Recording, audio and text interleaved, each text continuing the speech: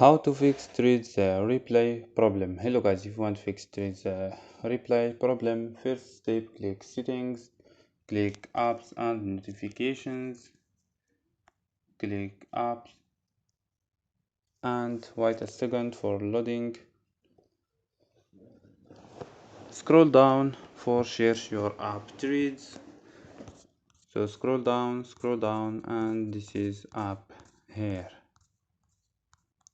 Click Threads and go to force stop, click OK and go to storage, click clear data and click clear cache. After these steps, restart your phone. So don't forget like and subscribe.